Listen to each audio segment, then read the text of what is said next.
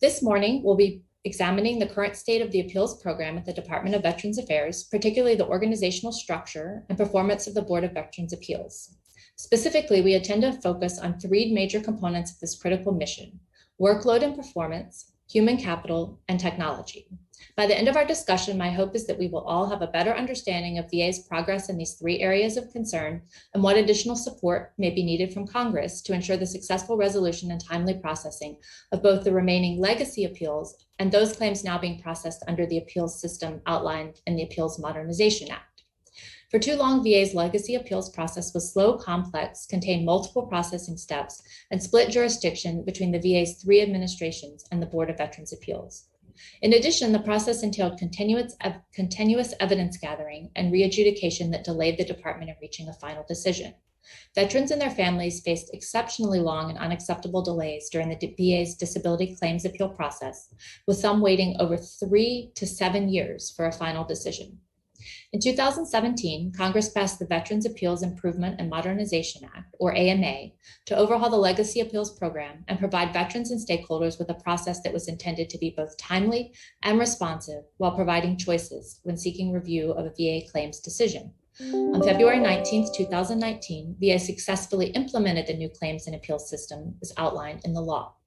As part of this new law, Congress required the VA to submit periodic reports on the implementation of the new appeals system. Review of these reports show that additional work is needed to resolve the remaining appeals in the legacy system and to maintain timely processing in the new AMA system. VA's implementation strategy was evaluated by the Government Accountability Office in 2017 and again in 2018. To this day, there remain open recommendations based on these reports on how the VA intends to assess performance in the new system and VA's IT strategy and how it intends to eliminate reliance on legacy systems such as the Veterans Appeals Control and Location System, or VA clause, as well as how it intends to finalize all remaining enhancements needed in the board's primary processing system known as CaseFlow. Additionally, we cannot discount the impact of COVID. VA reports they are no longer on track to meet its promise to address all legacy appeals by the end of 2022. This is a direct result of impacts from the COVID-19 pandemic. While more work is needed to dig out of the backlogs that were created in several areas of the process to include appeals intake and hearing requests, the board has done a commendable job in providing resolution to thousands of veterans during the midst of the pandemic. The board dispatched over 100,000 appeals during FY 2020 alone. But veterans remain reluctant to attend in-person examinations. We are still learning how the pivot to online hearings are impacting the process, especially with regard to quality and customer satisfaction, as these are not being currently measured. There has also been an uptick in attrition of employees, which rose to 8% last year. Steps must be taken to stem the loss and improve retention of BVA employees. To put it plainly, there is still much work to be done, and that is why it's important that we are coming together today to review these important matters.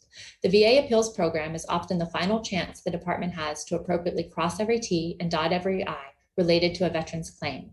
If this program is not resourced properly, untimely and inaccurate decisions can unfortunately be the result.